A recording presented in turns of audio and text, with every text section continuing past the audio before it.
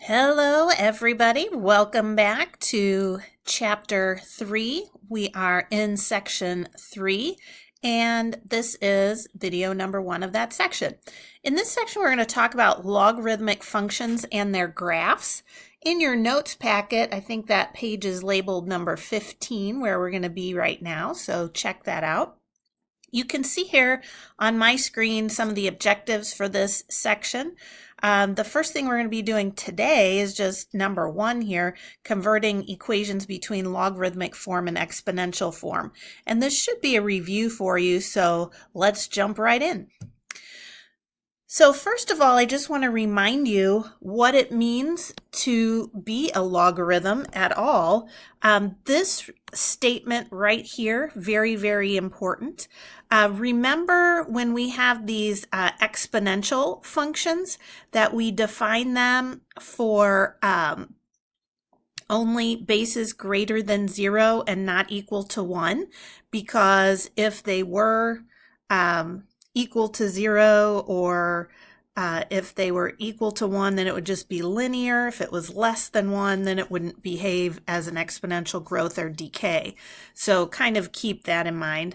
But this statement right here, y equals log base b of x, if and only if b to the y power equals x.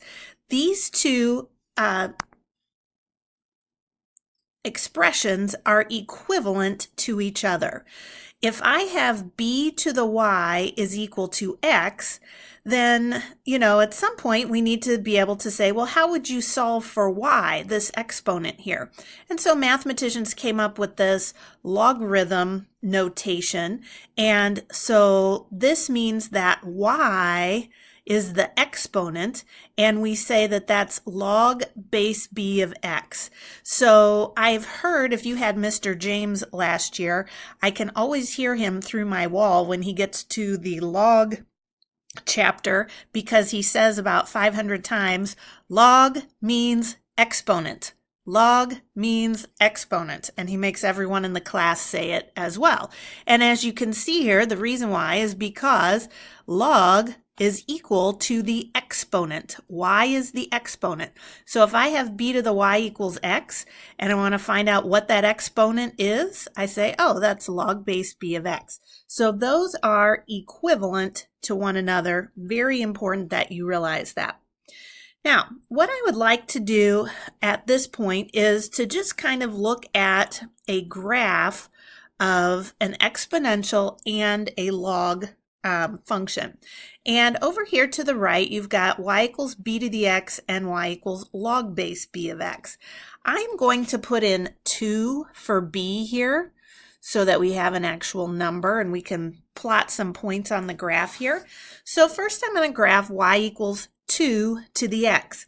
And actually, if you look in your notes, across the page there on page 16, there is a little chart on which we can plot some points here. So let's go over to that chart for a second.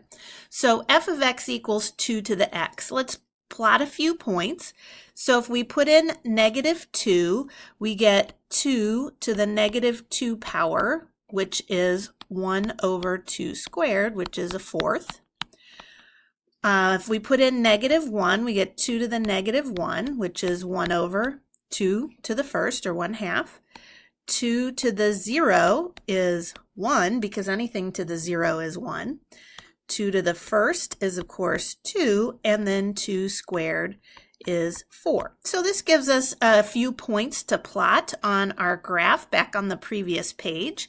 So here are x values, and then these are outputs here that we're going to plot. So let's go back there and do that. We don't have graph paper here, so we'll just be doing kind of an approximation. We've got -2, 1/4. We've got -1, 1/2. We've got 0, 1. Then we have 1, 2. And we have 2, 4. And we should be pretty familiar with this graph. We've studied exponential graphs before. So there we go. Here's our y equals 2 to the x power. Now, If you take y equals 2 to the x and you try to solve for this exponent here, just like we have up here in this original statement where we're talking about what it means for something to be a logarithm, if we're solving for x, we would have x equals log base 2. 2 is the base of the exponential. It's also the base of the logarithm of y. So y equals 2 to the x is the same as x equals log base 2 of y. And then if we actually interchange the x and the y, we get this right here. And you'll remember hopefully from 2 chapters ago, we were talking about finding the inverse of a function. Finding the inverse of a function is done when you interchange the x and the y value. And that's exactly what we're doing here. We change it to a logarithm, and then we interchange x and y, and we get y equals log base 2 of x. So that's why you'll see over here on our next page that I have f inverse of x equals log base 2 of x. Now, the x values that we're going to use here are going to be the y values that we used for the exponential, because the x's and y's are switched when we are doing inverses. So basically, let's plug in 1/4 for x. So this is log base 2 of 1/4, log base 2 of 1/2, log base 2 of 1, and log base 2 of 2. Now, we can evaluate each one of these really easily because remember what log means. Log means exponent. So here's our base of 2. So this means I would raise 2 to what exponent to get 1/4? 2 to what power is equal to 1/4? And as we saw over here, it's 2 to the negative 2. That gives us 1/4. This second one, 2 to what power gives us 1/2? That's the negative 1 power. We see that right here. 2 to the negative 1 equals 1/2. 2 to what power gives us 1? That's 0. And 2 to what power gives us 2? That's 1. So now we have some points that we can put on our log graph. Here are our x values, 1/4, 1/2, 1, and 2, and here are our y values, negative 2, negative 1, 0, and 1. So let's go back and plot those.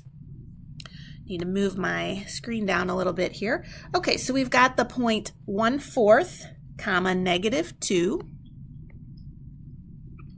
We've got 1/2, negative 1. We have 1, 0.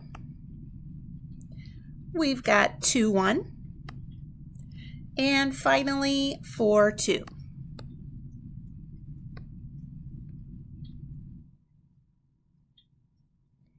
This right here is the second graph, y equals log base 2 of x. Now, I also asked you here to graph this third graph, y equals x. We know that's just this line that bisects the first and third quadrants there. Notice we should not be surprised about this because remember, we just said that 2 to the x and log base 2 to the x, those are inverses of one another. And back in chapter 1, we talked about that inverse functions. You interchange the x and y values, and the graph of the one function, if you flip it over the line y equals x, then you get the graph of the inverse function, and that's exactly what has happened here. Look at these points that we have over in our chart. You know, we've got negative 2, comma 1/4 versus 1/4, comma negative 2. Negative 1, comma 1/2 versus 1/2, negative 1. These are just interchanging the x and y values. They are inverses, and I have that right up here. Log functions are inverses of exponential functions. The x and the y are switched. Very important idea right there. All right, moving right along, let's go and talk about then some basic properties of logarithms. These here are 4 of the basic properties, so let's talk about each one of those. First one, log base b of 1 is equal to 0. And we encountered that actually over here on this previous chart. Right here we had log base 2 of 1, and that was equal to 0. And it doesn't matter what the base is. If you take the log of 1, you're always going to get 0, because if I change this log into an exponent, it would be b to the 0 power equals 1. And that's what you need to fill in on your sheet there. Next property, log base b of b. That's always 1. If your base and the number you're taking the log of are the same, you're always going to get 1, because think about changing this into an exponential. B to the first is equal to b. Again, we saw that back over on that previous chart.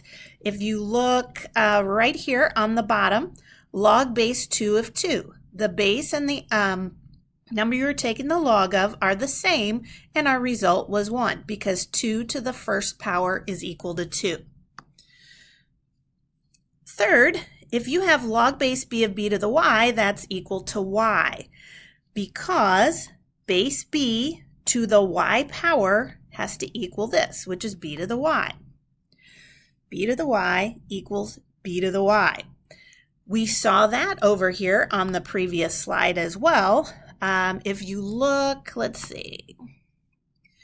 If you look, let's say right here on this one, log base 2 of 1/2, we could have really thought of that as log base 2 of 2 to the negative 1. And it's like these 2's just sort of canceled each other out, and we got an answer of negative 1, because 1/2 is 2 to the negative 1 power. So that is always a property. And then this last one here is sometimes not as intuitive to people, but it's b to the log base b of x equals x. Again, it's like this b raised to the power and the log base b cancel each other out, and you just get x. You can think of it as, okay, right now this is an exponential equation. If I change it to a log, it would be log base b of x equals this exponent. So log base b of x equals that exponent, which is log base b of x, and that sure enough is true. So these are the 4 properties that we're going to use up at the top of page 16 to look at these problems. Now, these already have the answers to them. Let's see, that is not the page we need. We need this right here. You know, the answers are already here, but we want to look at why are these true. So this first one, log base 2 of 8. Think of 8 as 2 cubed. So that follows property number 3. If these 2 bases are the same, they cancel each other out, and you just get 3. Same thing on letter B. Log base 3 of, now square root of 3 is the same thing as 3 to the 1/2 power. So log base 3 of 3 to the 1/2 is just 1/2. All this cancels each other out, and you're just left with the exponent. Same thing on letter C here. Log base 5 of 25. Think of it as log base 5 of 5 to the negative 2. 5 to the negative 2 is 1 over 25. These cancel, so you just get negative 2. On letter D, this would be property number 2. Anytime your base matches the number you're taking the log of, the answer is always 1. So, you know, 7 to the first power is equal to 7.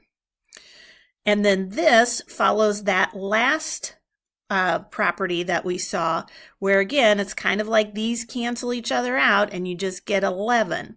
If you were to change this to a log equation, it would be log base 6, this base, of 11 equals the exponent, which happened to be log base 6 of 11. All right. You should be ready to do numbers 1 through 5, 7, and 14 in your Section 3 homework. 1 through 5, 7, and 14. See you later.